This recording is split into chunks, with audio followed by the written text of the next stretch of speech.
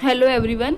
So in this video we will discuss NEET 33 years previous year questions of biology. तो इस video में हम करेंगे breathing and exchange of gas. तो ये ह्यूमन फिजियोलॉजी का चैप्टर है, तो स्टार्ट करते हैं। टॉपिक है रेस्पिरेटरी ऑर्गन। तो इस वीडियो में हम टॉपिक वाइज क्वेश्चन करेंगे और इस वीडियो में हम टोटल 47 क्वेश्चन हम डिस्कस करेंगे, पूरे नीट प्रीवियस ईयर के questions. Question number first, the figure show the diagrammatic way of the human respiratory system, level ABCD। तो इनको लेबलिंग दे रखी है, तो इसमें करेक्ट ऑप्शंस बताना है। ऑप्शन सी जो है ये एल्वेलाई है, ये थिन वॉल वेस्कुलर बैग है, bag like structure for exchange of gas. D जो है diaphragm, lower end of the lungs है, diaphragm pull it down during inspiration. C A जो है ट्रैकिया है, ये लॉन्ग ट्यूब है supported by complete cartilaginous rings for conducting inspired air. D B pleura membrane surrounded ribs on both side of to provide cushion against rubbing. तो इसका जो answer आ जाएगा फर्स्ट का वो आ जाएगा हमारा ए, यानी कि जो सी है ये ऑप्शन हमारा एकदम करेक्ट है। किसे जो LC जो ऑप्शन दे रखा है ये वाला, ये हमारी एल्वेलाई है, जो है वेस्कुलर बैग लाइक स्ट्रक्चर है, जो कि गैसेस के एक्सचेंज में हेल्प करती है। Question number 2, lungs are enclosed in, lungs जो होते हैं वो किस में इनक्लोज्ड होते हैं, तो होते हैं प्लूरल मेम्ब्रेन में। Question number 3, skin is accessory organ for respiration in, respiration में जो स्किन है वो रेस्पिरेशन जो होता है वो स्किन के थ्रू होता है, वो किस में होता है, ह्यूमन में, फ्रॉग में, रैबिट में, लिजार्ड में, तो वो होता है हमारा फ्रॉग में। जो फ्रॉग में रेस्पिरेशन होता है वो होता है स्किन के थ्रू। अब बात करते हैं topic mechanism of breathing. Select the correct event during inspiration. तो इंस्पायरेशन में क्या होता है, contraction of diaphragm, contraction of external intercostal muscles, pulmonary volume decrease, intra pulmonary volume increase. तो आंसर आएगा कि हमारा जो डायफ्राम है वो कॉन्ट्रैक्ट हो जाता है और जो हमारी एक्सटर्नल इंटरकोस्टल जो मसल्स हैं वो हमारी कॉन्ट्रैक्ट हो जाती है। तो आंसर आ जाएगा हमारा 44 का 1। Fifth question, tidal volume and expiratory reserve volume of an athlete is 500 ml and the expiratory reserve volume हो जाएगी 1000 ml। What is the expiratory capacity if the residual volume is इतना। तो अब टाइडल वॉल्यूम दे रखा है और expiratory reserve volume दे रखा है, तो एक्सपायरेटरी कैपेसिटी पूछिए अगर रेजिड्यूजल वॉल्यूम दे रखा है हमारा 1200 ml। तो फिफ्थ का जो आंसर आएगा हमारा बी आएगा, यानी कि क्या करना है, जो हमारा एक्सपायरेटरी कैपेसिटी होती है वो होती है हमारी tidal volume plus expiratory reserve volume, यानी कि TB और प्लस ERV। तो इन दोनों को मिलाकर हमारी होती है एक्सपायरेटरी कैपेसिटी। तो इन दोनों को हमें बस इसमें ऐड कर देना है, सिंपल, ठीक है। तो इसमें जो रेजिड्यूजल वॉल्यूम है उसका कोई मतलब नहीं है, बस ये कंफ्यूज करने के लिए हमें दे रखा है। तो इसका आंसर आ जाएगा हमारा बी। 5 का आंसर आ जाएगा हमारा B, 500 ml। Question number 6, select the correct statement को सिलेक्ट करना है। Expiration occur due to the external intercostal muscles. B, intra pulmonary pressure is lower than the atmospheric pressure during inspiration. C, inspiration occur when atmospheric pressure is less than intra pulmonary pressure. D, expiration is initiated due to the contraction of diaphragm. तो 6 का answer आ जाएगा B, जब intra pulmonary pressure जो atmospheric pressure से कम हो जाए तो इंस्पायरेशन होता है, यानी कि अंदर का प्रेशर कम हो और बाहर का प्रेशर ज़्यादा हो तो क्या हो जाता है, हमारा इंस्पायरेशन हमारी प्रोसेस स्टार्ट होती है। ऑप्शन नंबर 7, यहाँ पर वो दे रखे हैं, मैच करना है, टाइडल वॉल्यूम कितना है, ये कितना है, वो कितना है, बस इसको मैच करना है। तो हमें पता है जो हमारा टाइडल वॉल्यूम है, मतलब इसमें जो ऑप्शन आएगा, मैं एक बार इसका आंसर बता देती हूँ कि इसका जो आंसर आएगा वो आएगा हमारा बी, यानी कि ए का 3rd, बी का 4th, सी का 2nd और डी का 1। तो रेजिडुअल वॉल्यूम जो होता है वो हमारा होता है 1100 से 1200 ml। जो हमारा टाइडल वॉल्यूम होता है वो हमारा होता है 500 ml, 500 से 550 ml। इंस्पायरेटरी रिजर्व वॉल्यूम होता है 1000 से 1100। एक्सपायरेटरी होता है हमारा एक्सपायरेटरी हमारा जो होता है वो होता है सी का 2nd, यानी कि 1100 से 1200। और रेजिडुअल वॉल्यूम होता है 2500 से 3000 ml। Question number 8, lungs are made up of air filled sac the alveoli they do not collapse even the forcefully expiration because of. जो लंग्स होते हैं हमारे एल्वलाई में, मतलब एल्वलाई से मिलकर बने होते हैं जिसमें एयर फिल्ड होती है सैक में, तो वो कोलैप्स नहीं होते फोर्सफुल एक्सपायरेशन के बावजूद भी। तो वो क्यों नहीं होते? Option IRV tidal volume, ERB या रेजिडुअल वॉल्यूम। तो 8 का आंसर आ जाएगा हमारा D, रेजिडुअल वॉल्यूम की वजह से कोलैप्स नहीं होते, ताकि उसमें कुछ मतलब लंग्स हमारे अंदर कुछ ना कुछ फिल रहती है एयर, किसकी वजह से हमारे जो लंग्स होते हैं वो कोलैप्स नहीं हो पाते। 9, lungs do not collapse between breath and some air remain in the lungs which can never be expelled because of the। वो किसकी वजह से नहीं एक्सपेल्ड होती? क्योंकि नेगेटिव प्रेशर होता है लंग्स में, नेगेटिव इंट्राप्लूरल प्रेशर होता है जो कि लंग्स वॉल को पुल करता है, पॉजिटिव इंट्राप्लूरल प्रेशर होता है, प्रेशर इन द लंग्स जो होता है वो हाई होता है, एटमॉस्फेरिक प्रेशर होता है। तो 9th का आंसर आ जाएगा हमारा B, यानी कि जो लंग्स जो रेजिडुअल वॉल्यूम होता है उसमें जो होता है वो पॉजिटिव इंट्राप्लूरल प्रेशर लगा हुआ होता है उसमें, उसकी वजह से जो होता है कोलैप्स नहीं होते हमारे lungs. Question number 10, which of the following is a possibility for most of us is regard to breathing by make a conscious effort? A, one can breathe out air totally without oxygen. One can breathe out air through eustachian tube by closed both nose and mouth. One can continuously breathe in and breathe out by moving the diaphragm alone without moving in the ribs at all. D, lungs can be made fully empty for forceful breathing from air, all of them। तो इसका answer आ जाएगा B, यानी कि one can breathe through eustachian tube by closing both nose and the mouth। तो ये हमारा B हो जाएगा। अगर कोई इंसान कॉन्शियस मतलब वो कोई बेहोश है तो उससे यूस्टेशन ट्यूब से हम क्या कर सकते हैं, हम ब्रीथिंग करा सकते हैं। 11, list the above 4 respiratory capacity and 4 jumbled respiratory volume for the normal human adult. Which of the following is correct matching of 2 capacity and the volume. तो कैपेसिटी इनमें से कौन से 2 करेक्ट हैं? ठीक है, residual volume, vital capacity, inspiratory reserve volume और inspiratory capacity. तो यहाँ पर 11 का आंसर आएगा C, यानी कि जो 4th वाला है इंस्पायरेटरी कैपेसिटी वो हो जाएगी 3500 ml और 3500 ml हो जाएगी और ये हो जाएगी 1200 पूरी। Option number 12, what is the vital capacity of our lungs. हमारे लंग्स की जो वाइटल कैपेसिटी है वो क्या होती है? तो हमारे जो लंग्स की जो वाइटल कैपेसिटी होती है यानी कि VC होती है वो क्या होती है? तो ऑप्शन आएगा इंस्पायरेटरी की reserve volume plus expiratory reserve volume, B total lungs capacity minus residual volume, C inspiratory reserve volume plus tidal volume, D total lungs capacity minus ERB। तो 12 का आंसर आएगा हमारा B, यानी कि total lungs capacity minus residual volume. तो ये हमारी हो जाएगी टोटल वाइटल कैपेसिटी। अब हम बात करते हैं क्वेश्चन नंबर 13 की, विच of the following statement is incorrect. इनमें से कौन सा इनकरेक्ट स्टेटमेंट वो बताना है।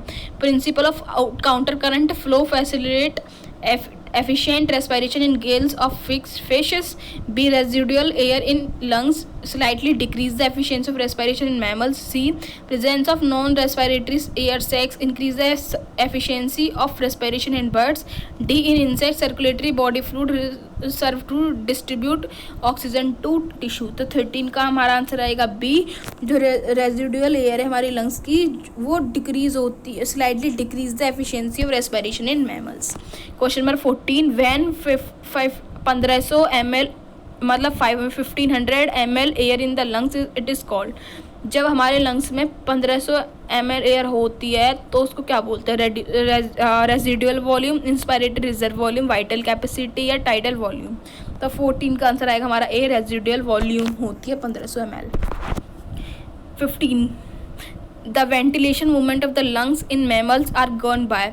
वेंटिलेशन जो मूवमेंट होता है लंग्स का वो किससे गवर्न होता है? मस्कुलर वॉल ऑफ लंग्स से, डायफ्राम से, इंटरकोस्टल मसल से या B और C दोनों से? डायफ्राम और इंटरकोस्टल मसल दोनों से। तो 15 का आंसर आएगा D, इंटरकोस्टल और डायफ्राम की दोनों की वजह से होता है। Question number 16, in man and the mammals air passes from outside into lungs through. Mammals और मैन में जो हमारी एयर होती है वो हमारी लंग्स से आउटसाइड जो पास होती है वो किस मतलब उसका पूरा वो बताना है फ्लो, वो कैसे कैसे होती है। तो पहला आएगा nasal cavity, pharynx, larynx, trachea, bronchi, bronchioles, फिर एल्वुलाई। अब exchange of gas, question number 70, the partial pressure of the oxygen in the alveoli of the lungs.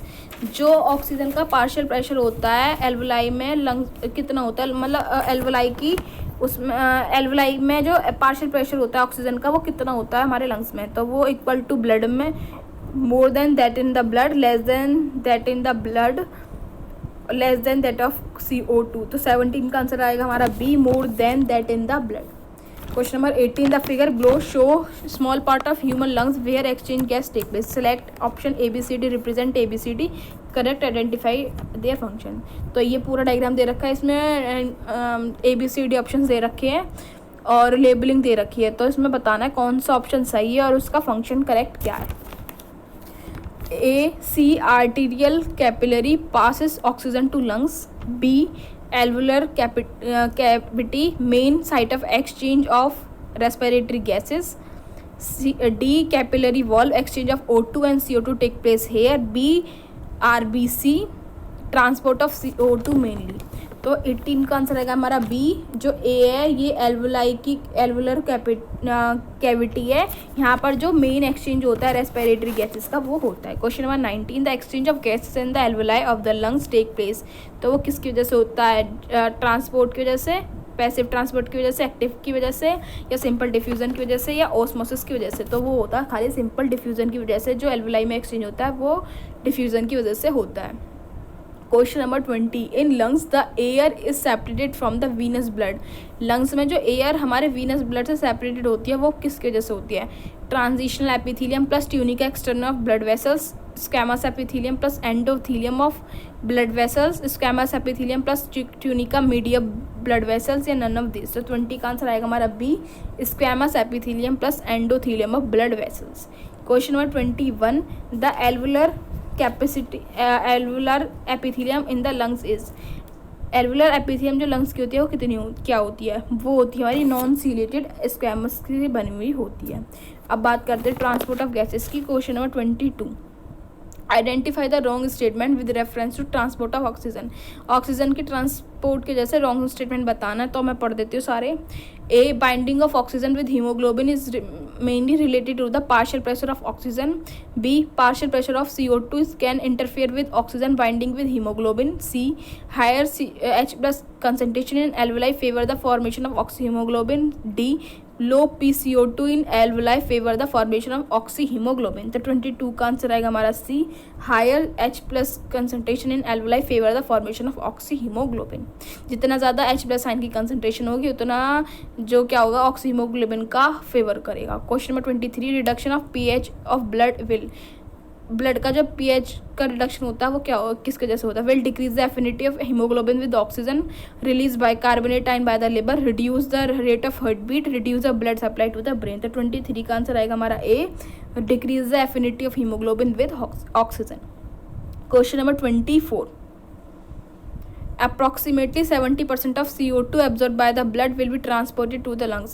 70% जो CO2 होती है हमारी ब्लड में एब्जॉर्ब हो जाती है, लंग्स किससे ट्रांसपोर्टेड हो जाती है, तो किसके कैसे होती है, बाइकार्बोनेट आयंस की जैसे, डिसोसिएट गैस मॉलिक्यूल की फॉर्म में, RBC से बाइंड होकर कार्बन अमीनो हीमोग्लोबिन की वजह से। तो 24 का आंसर आएगा ए, एस बाइकार्बोनेट की आयन की वजह से। Question number 25, a large portion of oxygen remain unused in the human blood even after it uptake tissue body tissue। this oxygen जो लार्ज पोर्शन होता है हमारा ऑक्सीजन का वो अनयूज रह जाता है ह्यूमन ब्लड में, यहाँ तक कि हम ऑक्सीजन को अपटेक करते हैं उसके बावजूद भी। तो ये ऑक्सीजन क्या होती है, act as a reservoir during muscular exercise, rises the pCO2 of blood to 75 mm of Hg is enough to keep oxyhemoglobin saturation at 96%, help in releasing more O2 to the epithelial tissue। तो 25 का answer आ जाएगा हमारा A, act as a reservoir during muscular exercise. Question number 26, bulk of CO2 released from the body tissue into the blood is parent as bicarbonate in plasma and RBC। तो ये option आएगा इसमें। Question number 27, what is true about RBC in human की जो RBC है उसके लिए क्या ट्रू है स्टेटमेंट है। ए, दे कैरी अबाउट 20 से 25% of CO2। B, transport 99.5% of O2। C, transport 80% of oxygen only and 20% of transported in resolved state in blood plasma। D, they do not carry CO2 at all। तो 27 का हमारा आएगा ए, जो CO2 होती है वो 20 से 25% कैरी आउट होती है। Question number 28, haemoglobin of a human foetus. Human foetus का जो हीमोग्लोबिन होता है वो ऑप्शन आएगा only 2 protein subunit instead of 4। B, have higher affinity for oxygen that of adult. C, have lower affinity of oxygen that of adult. D, at affinity of oxygen is same as that of adult. तो 28 का answer आएगा हमारा B, यानी कि higher affinity होती है oxygen की adult से ज़्यादा as at that of adult. Question number 29, the majority of CO2 produce our body cell is transported to the lungs as. जो ज़्यादातर जो हमारी CO2 होती है वो हमारी बॉडी सेल से ट्रांसपोर्टेड होती है लंग्स तक। वो किससे होती है? Attach to haemoglobin dissolve in blood as bicarbonate या एस कार्बोनेट। तो 29 का आंसर आएगा हमारा सी, एस बाइकार्बोनेट की वजह से। क्वेश्चन नंबर 30, हीमोग्लोबिन किसका टाइप है? कार्बोहाइड्रेट का, विटामिन का, रेस्पिरेटरी पिगमेंट या स्किन पिगमेंट। जो हीमोग्लोबिन है वो हमारा रेस्पिरेटरी एक पिगमेंट है। Question number 31, how the transport of O2 and CO2 by blood happen. CO2 और ऑक्सीजन O2 का जो ट्रांसपोर्ट होता है ब्लड में वो किसके वजह से होता है? With the help of WBC and blood serum, with the help of platelets and corpuscles, with the help of RBC and blood plasma, with the help of RBC and WBC। तो 31 का answer आ जाएगा हमारा सी, RBC और blood plasma की वजह से। At high altitude RBC in the human blood. High altitude पर जो RBC होती है हमारे ह्यूमन ब्लड की वो क्या होती है? Increase in number, decrease in number, increase in size या डिक्रीज इन साइज। 32 का आंसर आएगा हमारा ए, यानी कि increase in number. Question number 33, although much CO2 is carried in blood yet blood do not become acidic because. Blood में हमारा बहुत ज़्यादा CO2 हो जाता है लेकिन ब्लड फिर भी एसिडिक नहीं होता है, क्यों? तो आंसर आएगा हमारा कि जो CO2 ट्रांसपोर्टेड होती है जो, क्योंकि ब्लड जो होता है एक बफर की तरह प्ले करता है इम्पोर्टेंट रोल। क्योंकि बफर का जो ब्लड का जो बफर मतलब pH होता है ना, बहुत ज़्यादा इंपॉर्टेंट रोल प्ले करता है CO2 के ट्रांसपोर्ट में, इसकी वजह से ये एसिडिक नहीं हो पाता है। तो आंसर आ जाएगा 33 का B. 34, CO2 is transported by blood to lungs mostly. जो कार्बन डाइऑक्साइड है वो ब्लड के थ्रू ट्रांसपोर्टेड होती है लंग्स में, तो वो किसकी वजह से होती है? Mostly in combination with haemoglobin only, dissolve in blood plasma in the form of bicarbonate ion as carbamino haemoglobin and as carbonic acid. तो 34 का आंसर आ जाएगा C, in the form of bicarbonate ion. Question number 35, carbon dioxide is transported from tissue to respiratory surface by. CO2 जो transported होगी tissue से respiratory surface तक by plasma and anthrocyte, by plasma, erythrocyte, D erythrocyte and leucocyte. तो 35 का answer आ जाएगा हमारा ए, यानी कि प्लाज्मा और इरिथ्रोसाइट। अब टॉपिक करते हैं रेगुलेशन ऑफ रेस्पिरेशन। तो question number 36, when you hold your breath which of the following gas exchange in blood would lead to the burst of breathing.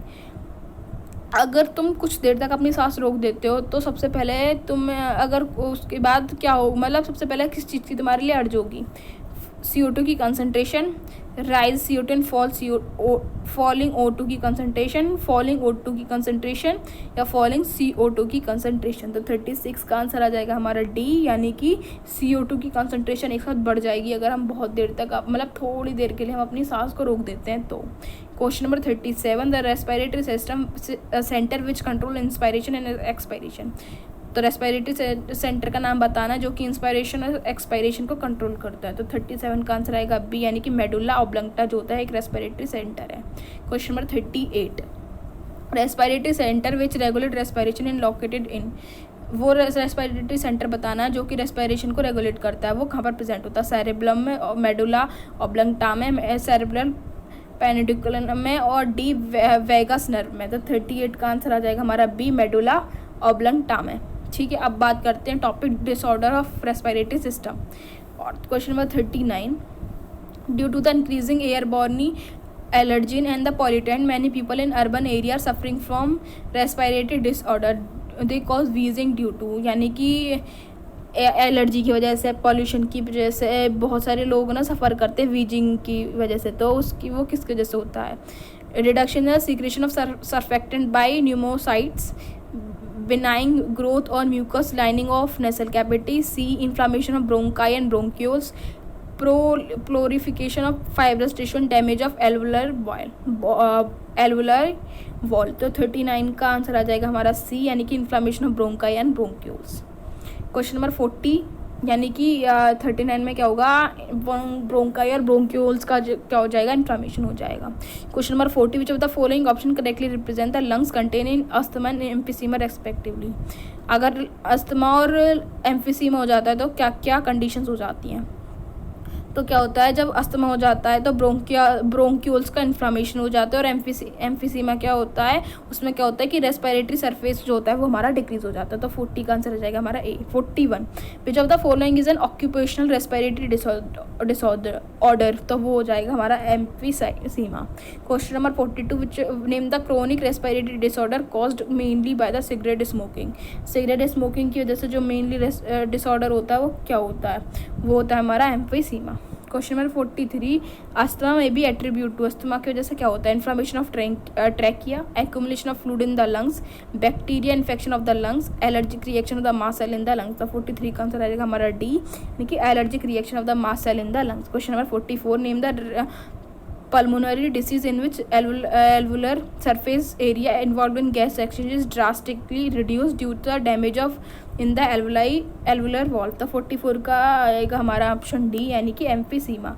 Emphysema जो होती है एक पल्मोनरी डिसीज़ होती है जिसकी वजह से जो एल्वलाई का जो सरफेस एरिया होता है वो इन्वॉल्व हो जाता है, वो रिड्यूस हो जाता है. Question number 45, which of the following is correct statement for respiration in human. A, cigarette smoking lead to inflammation of bronchi. B, neural signal from pneumotaxic centre is pons region of brain can increase the duration of inspiration. C, worker in grinding and stone breaking industries may suffer from lung fibrosis. D, about 90% of CO2 is carried by hemoglobin as कार्बो amino haemoglobin. तो 45 का हमारा answer आ जाएगा सी. जो worker होते हैं ना, जो ग्राइंडिंग करते हैं, स्टोन ब्रेकिंग में हेल्प करते हैं फैक्ट्री में, वो लंग्स के फिब्रोसिस से सफ़र कर जाते हैं. Question number 46, blood analysis of patient reveal N unusual high quantity of carboxy hemoglobin content, which is following conclusion is most likely to be correct. The patient have been inhaling polluted air containing unusual high content of. अगर कोई patient क्या कर रहा है, polluted air को inhale ज़्यादा कर रहा है, तो उसमें किस चीज़ का हाई कंटेंट हो जाता है, कार्बन सल्फाइड का, क्लोरोफॉर्म का, कार्बन डाइऑक्साइड का, कार्बन मोनोऑक्साइड का. तो 46 का आंसर आएगा डी, यानी कि कार्बन मोनोऑक्साइड का. 47, one CO2 concentration in blood is increase. अगर ब्लड में CO2 की कंसनट्रेशन इंक्रीज हो जाती है तो ब्रीथ कैसे हो जाती है, स्लोअर एंड स्लो, कोई इफेक्ट नहीं होता, स्लोअर डीप हो जाती है, फास्टर एंड डीपर हो जाती है. तो जो हमारी ब्रीथ होती है वो बहुत ज़्यादा जल्दी होने लगती है और डीपिंग होने लगती है उसकी. तो इस वीडियो में हमने पूरा ब्रीथिंग एंड एक्सचेंज का नीट के प्रीवियस ईयर क्वेश्चंस कर लिए हैं. So thanks for watching this video.